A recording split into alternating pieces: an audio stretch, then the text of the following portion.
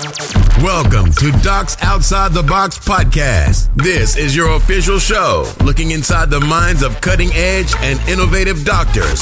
Think you'll find these stories in any medical textbook? Sorry. You're getting real life insight from men and women pushing the envelope beyond medicine. Ordinary doctors doing extraordinary things. Let's start now with your host, Dr. Nee Darko.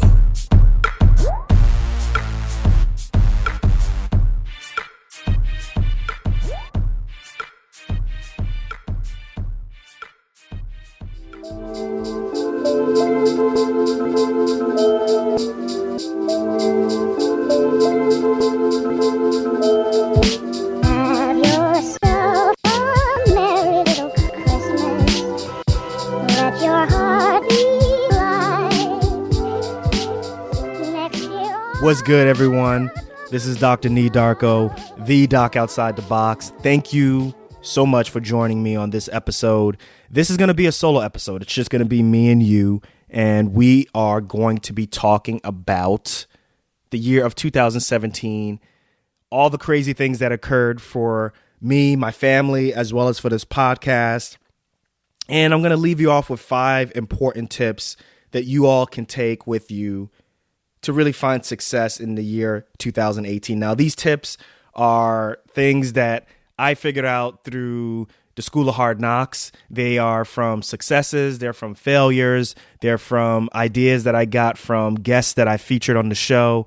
But I think all in all, these are things that you all can learn from. These are things that you all can utilize to really find some success for yourselves in 2018. So I'm coming off a little bit of a cold, so please forgive the voice, forgive the scratchiness. But I got my cup of water right next to me. I got my recorder going. I got my mic. It's all I need. Let's get started. So in the beginning of the year in January, I don't know if you all know, but I left my employed position and just became an independent contractor, locums doctor. There was a fork in the road that me and my wife basically were presented with. You know, we wanted to be closer to home. For personal reasons, we just needed to be closer to family. And the fork in the road was, we either become independent contractors or just kind of figure out things on our own and leave our employed position, or we kind of stay doing what we are normally doing, but maybe we'll have some significant regrets in 5-10 years. So we decided to veer off and do things on our own and became locums, and we haven't looked back since. Now, I'm not going to say that it's been a smooth road. We've definitely hit some potholes along the way and sometimes even bigger things than that. But we've figured it out. We've handled it. My wife was pregnant at the time when I left, and I'm not going to lie, it was really easy to get Obamacare. It was very easy to get on the website, to navigate it, to find and compare the different healthcare plans. And if anybody right now is an entrepreneur and still, wondering what it's like to kind of look and see what it's like to get healthcare online or, through Obamacare, please go and take a look. Well, actually, it's too late. I'm sorry. But if you're going to be changing your situation where you're going to be moving, if you're going to be losing your insurance, that will qualify you to go ahead and get insurance. But it's really a very easy process. So I got that. And I got it for the family, and it's been great. We've been able to keep our same doctor. Renee felt a lot more at ease because she was able to keep her OB doctor. And if mama ain't happy, nobody happy, right? So I was happy about that. We had our child in the middle of the year, and he's doing great. He's progressing well. It really was a monumental time for me and my wife. And, we're just really happy he's here and that he's healthy.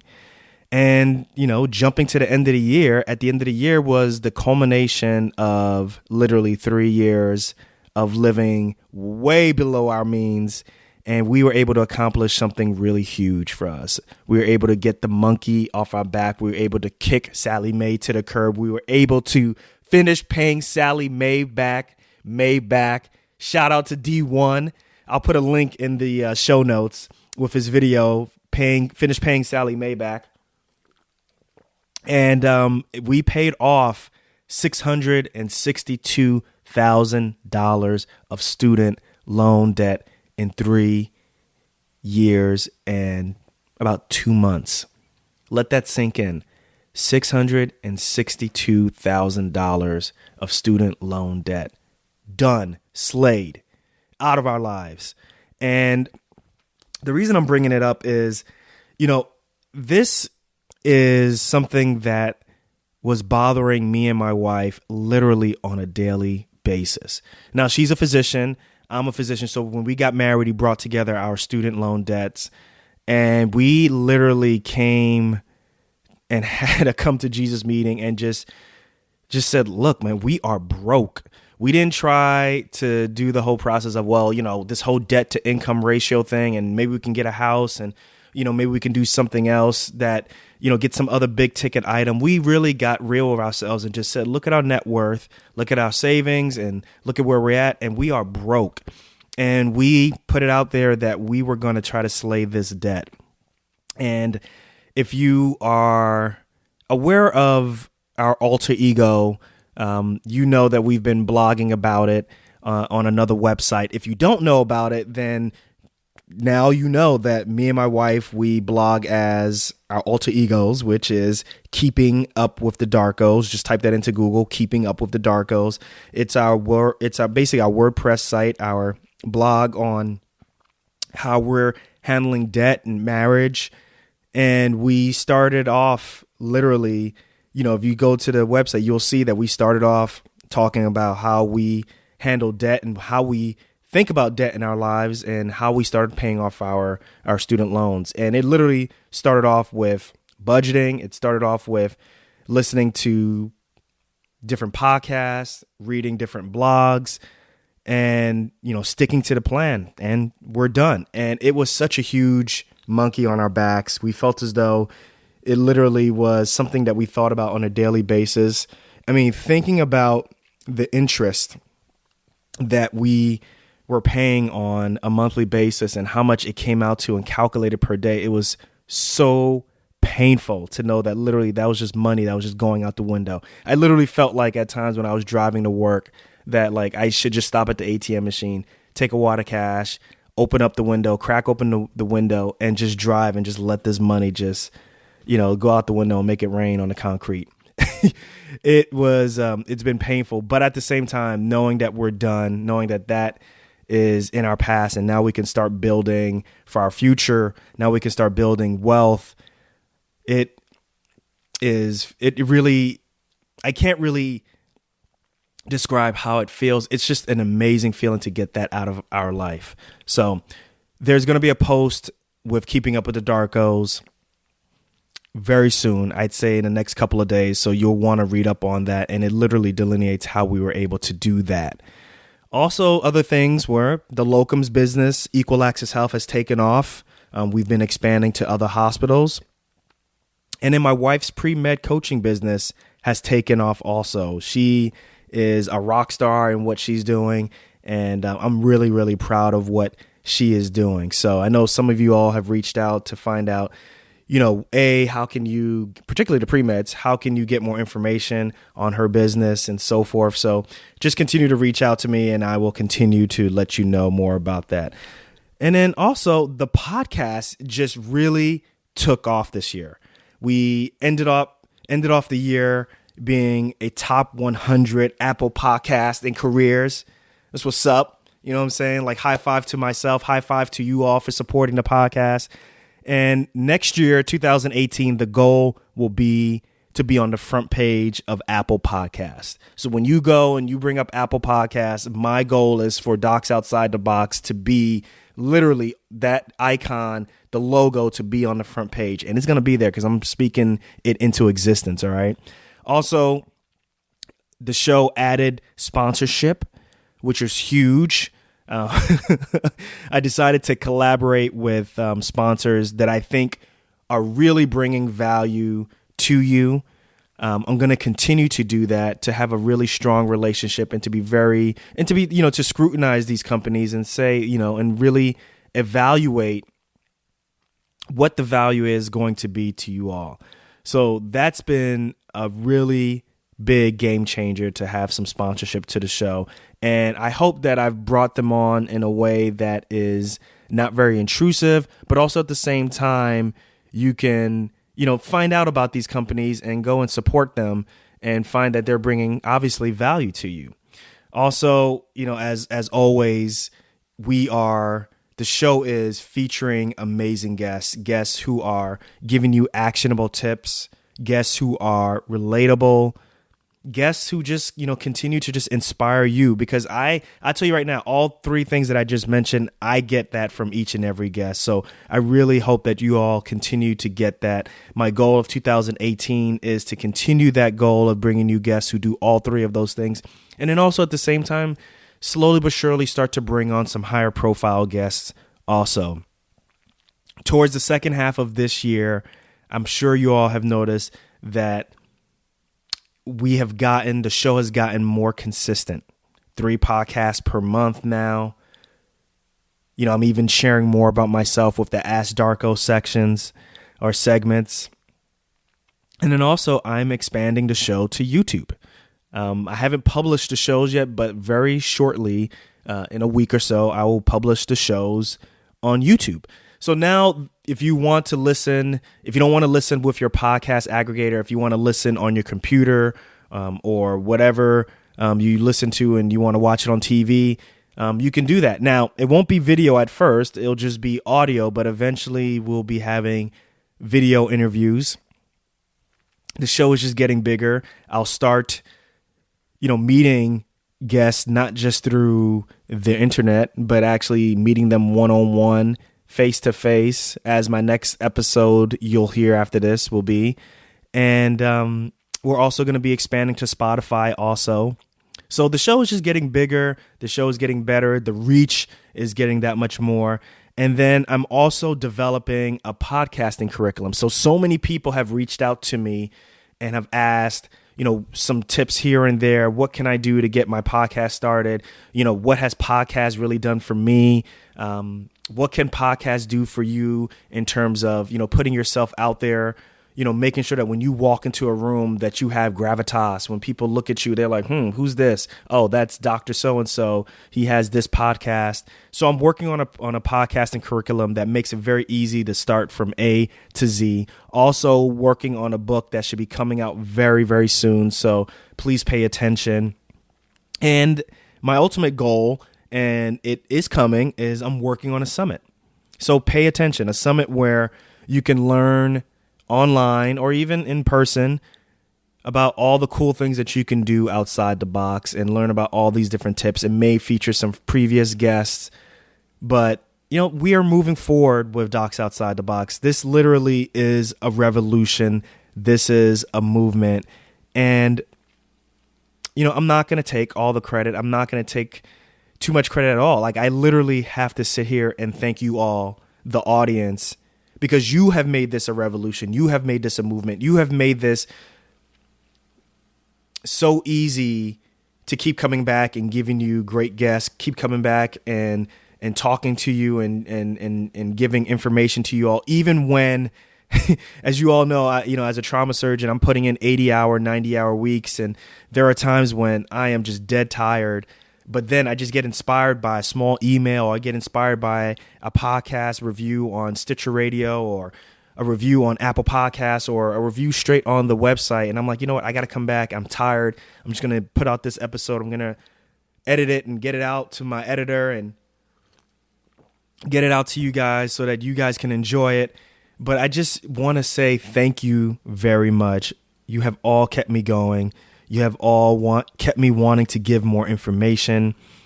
You have even shared with me how you want to be a doc outside the box, or even how right now you're a doc outside the box. But ultimately, none of this has been possible without all of you. So let's shift, let's pivot, and let's talk about the 5 things that I've learned from this crazy whirlwind year. So the first thing that I've learned is you have to get intentional for success. I had to get very intentional with this podcast. I started it in 2016 because I was very interested in learning more about, docs who are just doing really cool things outside of medicine. And for me, I started in 2016. I was kind of, I dipped my toe into things. I had episodes coming out here and there, but I knew for 2017, I wanted to take it to another level. And if you are listening to the earlier episodes during the year, you kind of heard me saying that I'm trying to be more consistent. I'm trying to get more episodes out per month. And I wrote it down and it came to fruition. I told people about it and they kept me accountable about it. And I'm just going to let you know, writing it down, whatever your goals may be, when you write it down, you really can hold yourself to it. When you tell people about it, people will hold it over your head. And it sounds negative to some extent, people holding it over your head. But listen, like in order to get things going, if you just keep it in your mind, you'll never get started or you'll half-ass it. So it's really important to put out there that you're going to be doing whatever goal you're going to do, that you're going to put it out there, that you're going to be more intentional about it and go out and do it. That leads me to the second important thing that I've learned this year. And this is something that I've struggled with all my life. And that is stop the procrastination. I procrastinate so much. And I've realized, it's funny, I'm talking to you guys and my fingers are on my head right now because I can think of so many different ways in which procrastination has hurt me. And initially, when I was younger, I used to think, well, pressure builds diamonds. The fact that I can do things at the last minute shows that like I have this like great skill. But, I got sick of all this tachycardia. I got sick of all this stress at the end when deadlines were due. And, I'm looking at my schedule. I'm like, if I had started earlier, like I could have avoided all of this stress. And I've realized that a lot of this procrastination actually comes from not being confident in whatever I'm setting out to do, or having a lot of angst. And, those two things for me just kind of tend to make me procrastinate, tend to make me overthink things, tend to make me overanalyze things. And rather than starting something and getting it done and stop worrying about perfection, because we all know that done is better than perfection, I'll just literally sit on things and think about things and not get it done. And what could have taken an hour or what could have taken, a weekend ends up getting put on the back burner and getting done 3 years later. And if you don't believe me, trust me, ask my wife. This podcast should have came out in 2015, maybe even earlier. But because I wanted the website to be perfect, because I wanted me to be able to, when I podcast, I got to be perfect when I podcast. And I couldn't really correlate or I couldn't really jive those two together. Like, how do I start out being a great interviewer? I just kind of just sat on it and waited and waited and waited. And then eventually I just said to heck with it. And I finally got started. And then the next thing, we're still in number 2, but the next thing with procrastination is also understanding that what exactly is the bottleneck for your progress, for your business, or whatever it is. So for me, I tend to procrastinate. And then also at the same time, I realize that I'm the bottleneck in my progress. I am the bottleneck for this podcast. So I've learned to literally create systems where I just take myself out of the picture. And I think a lot of that being the bottleneck comes from being a type A personality. Being a physician, you have to be very competitive. You have to be very good at everything. And as a result, in order for me to do anything, I have to be the one who does it. And I'm not good at everything. I enjoy editing. I enjoy podcasting and interviewing people, but I'm not that good at web design. I'm not that good at social media. I'm not that good even at actually, adding music to my shows. But sometimes it just takes me a long time to do it. And as a result, it delays my progress. So I've had to learn to create a system where, I pass this on to someone else to help me with that. Not all the time, but I've learned that ultimately that I am the bottleneck of these things. So, procrastination, it kills progress. It causes inaction. It causes inertia. It leads to self-doubt. And, I just want you to understand that, it's okay to, 1, admit this.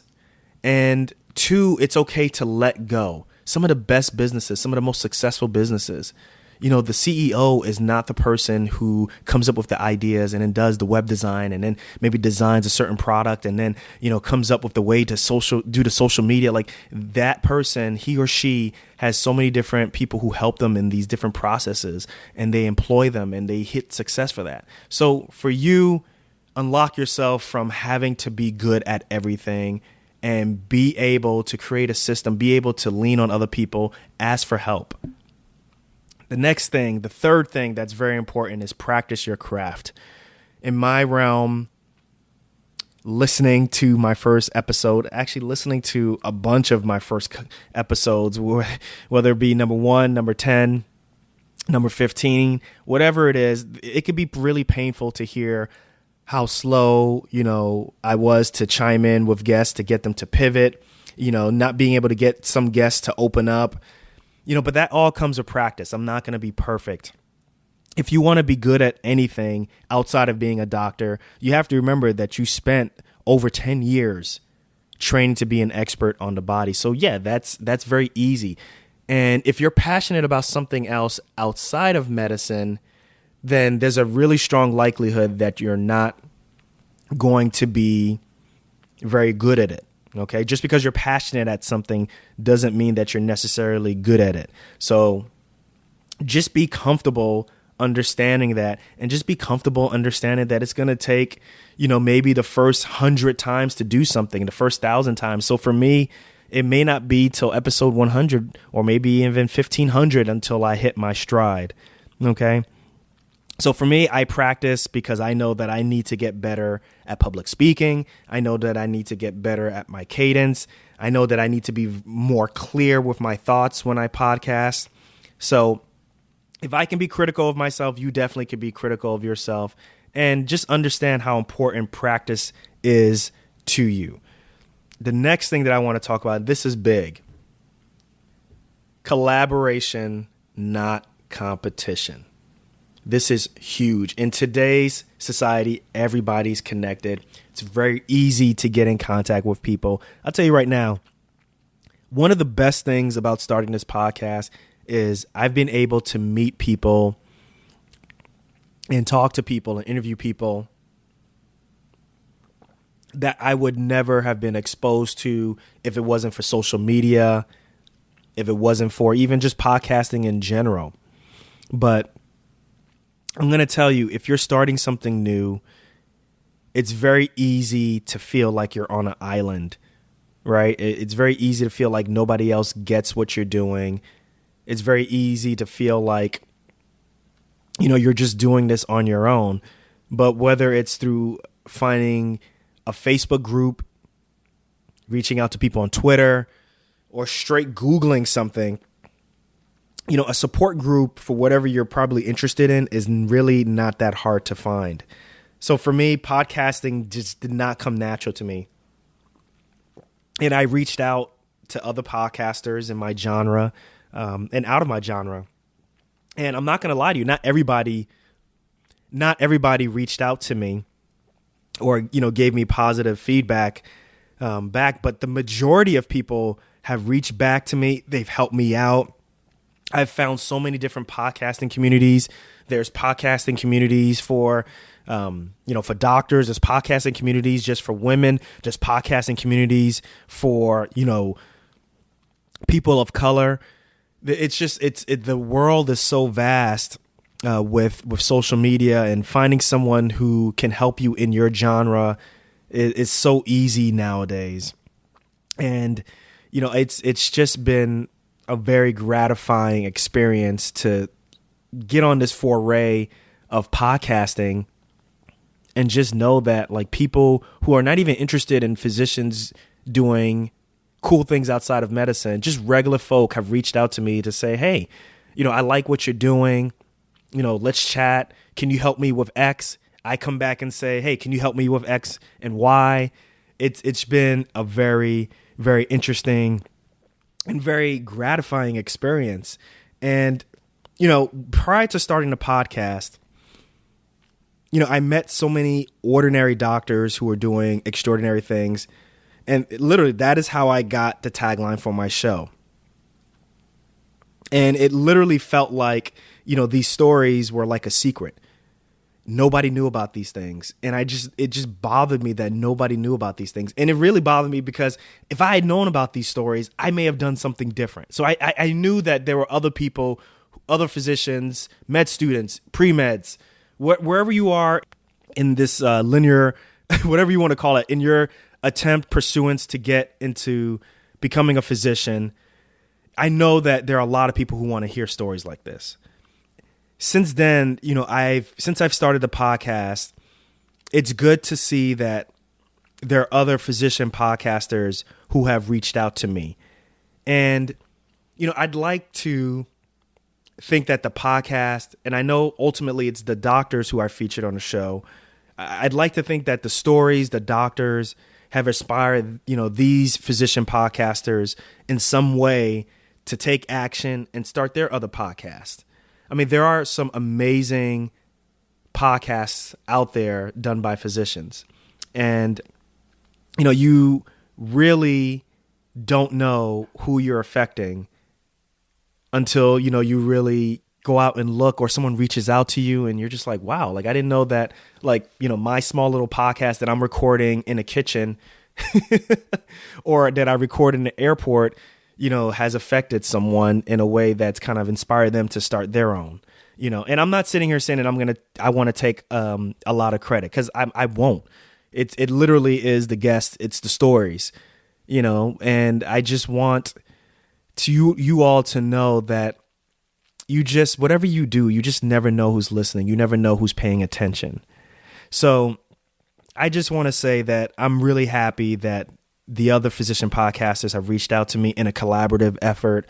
I am looking forward to working with them. I'm looking forward to working with anybody else who wants to work together on this show, who wants to work together on putting out more podcasts for, doctors. So just reach out to me.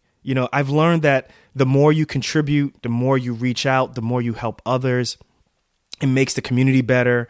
And truth be told, I really believe, and I've seen it, that collaboration is going to take you way further than competition. This next comment, I really believe this is true. I really believe that the more you compete with people, actually in this world of how easy it is to get information, that you actually might end up marginalizing yourself more if you don't collaborate and if you kind of focus more and grasp on a hold of being more competitive. And I've seen it. So take that take that in mind. I think that's one of the biggest things that you can get from this is collaboration, not competition. Now, last thing that I want to talk about, last thing that I've learned is the ability to ask for help. Okay. And I'm not going to lie, you may have to pay for it. You may not have to pay for it. Who knows? But either way, asking for help will help you in the future in so many different ways. It's going to pay dividends in so many different ways. If, I sit here and I'm thinking about it, like if LeBron, if Serena Williams, if Warren Buffett, if Oprah Winfrey, if they all have coaches or someone who advises them on certain critical decisions, why don't you think you need one? Right? Let's think about that. If those people need advisors and they're at the top of their game, right? You would think like LeBron James, he is the best basketball player on the planet. He still needs a coach to help him with shooting free throws, right? But he's the best at it. Why would he need someone to teach him?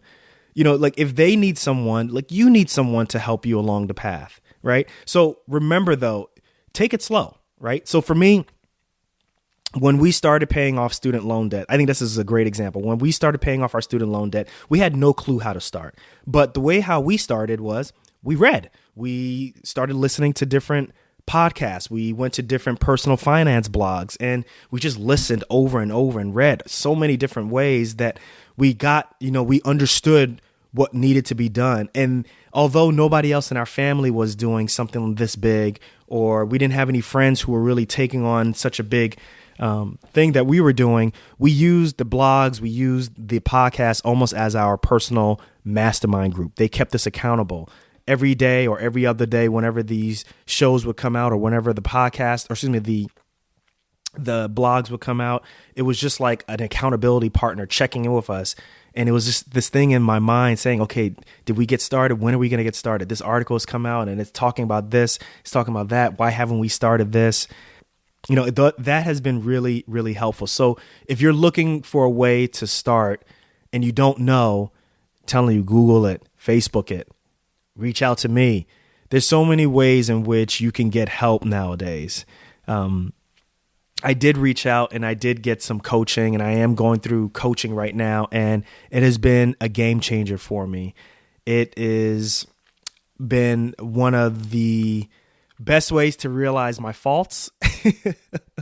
And it's been a really good way to kind of see how I've progressed. And it's also been a good way to get a lot of knowledge. Now, let me be very clear. There's a difference between getting knowledge and actually taking action, right? So I've learned to get the knowledge, and then with that knowledge, not just sit on it and vacillate on it and just think about things and then have inertia and procrastinate. I've learned to actually take action, however imperfect it may be, and move forward. And that has been a big game changer for me. And then I've also learned to be more accountable also. So yes, I have a coach now, but also at the same time, I've learned to hire some help. I've hired some help in the realm of a virtual assistant. That has helped the show to grow a lot. I'm telling you guys right now, virtual assistants are the truth. I'm telling you, if you are doing anything that can be repetitive, anything that you think, could be better off with someone else doing it, and you've kind of focusing on other things, other critical things, think about it. It's really a wonderful thing with technology nowadays. You can get people in other countries to help you. It's been very helpful. Another thing that has been really, really helpful is I decided to have a listener, another doctor who is a doc outside the box, join me in this process. And he helps me with guests. He helps me with ideas. I didn't get his permission before this show to put his name out there, so I won't put his name out there, but he has been extremely helpful in helping me move the show forward. And it's been a great opportunity for me to kind of be critical of myself and to really underscore the whole bottleneck process, because he is very helpful, very forward thinking, but sometimes we can't move forward because it's me holding us back. And I just want to say thank you very much for being patient. And also at the same time, I mean, this has been a really great opportunity to just another way to just, really emphasize the whole collaboration effect of, you don't know who's listening. You don't know who this can affect. And he reached out to me, was moved by the show, wanted to be a doc outside the box, which he in essence already is. And I said, hey, let's do it. And we've been working together, and it's been very, very helpful. So those are the top 5 things that have really been very helpful for me throughout this year. I've learned a lot of these things through trial and error. I've learned a lot of these things from my guests. And I just want to impart that onto you all. And I hope that you all have learned and can learn that it's really important to just put yourself out there. And with these 5 tips, I hope that this kind of gets you off that fence of if you're willing or waiting to start whatever project you want to start. I hope that this podcast, this episode kind of gives that little oomph to get you off the fence. So the one last thing that I want to leave you with is my challenge to you is, what's going to be your theme for 2018? And what I mean by theme is, the theme is, what's your mantra, right? What is going to be the thing that's going to characterize all of your actions, all of your positivity for the year of 2018? Now, let me give you some examples. So for us in our family, 2016 was the year of failure, right? We decided basically to give 0 Fs, and we were going to just fail and do so many different things. And if we failed, so what, right? In order to see success, you're going to see failure. So we just decided that, you know what, we're going to start 3 things that we've been very passionate about. For me, podcasting. as well as a locum tenens company. And then for my wife is the pre-med coaching business. And we just said, to heck with it. If it fails, oh well, we can always look back and say, hey, you know what? We started. At least we won't be in our 90s sitting in a nursing home saying or feeling like we have regret. We can say, hey, look, we did something. We tried it. And who cares? If it didn't work, it didn't work. We'll just fail. And you know what? We didn't fail. It actually took off. But there were some other failures that we had, and we're okay with that. Now, 2017, our theme was the year of family. Okay. So for us, we focused a lot more on our extended family. And for me, I'll use an example. Like for me, at the age of 17, I moved out of my family's house and I went to college. And it just felt like every 4 years, I kept moving further and further away from my family. And, I was seeing my family on literally twice a year at times, sometimes even longer than that. And for me, it just came to a point where I just was not accepting it anymore. I was in my 30s and, seeing my parents or, my sisters twice a year, it just wasn't acceptable to me anymore. And same thing for my wife. And we just decided that, you know what, we're going to continue with, doing what we're doing with our businesses, with doing what we're doing with work. But also at the same time, we're going to make being closer to family, being with family, engaging back in our family, the most important thing, the priority. And it's been great. We've had our son. It truly was a year of family. And now 2018 for us is going to be a year of unity. Our theme will be a year of unity. We're going to be strengthening our relationships together, relationship with my wife, relationship with family. Like it's going to be, everything we do is going to be together. And I'm not saying that we weren't together before, but we really are going to focus on working together, making sure that her business is as successful as possible. She's going to help me to make sure that my business and all the other businesses are together a Darko united front. So with that, I just want to give you that challenge. What's going to be your theme for the year of 2018? Write to me, send me an email, tweet it out to me, send it to me on Instagram, and I will retweet that out because I'm going to keep you accountable. All right. Maybe I won't. If you tell me not to, I won't do it. But let's hold each other accountable. I've been holding myself accountable to you all. It's time that you all hold yourself accountable. Reach out to me. Let me know what's going to be your theme for 2018. I'm going to catch you in 2018 in the next episode. But before I jet, just remember one thing. We only got one life. Let's make it count and live outside the box. Peace and Happy New Year.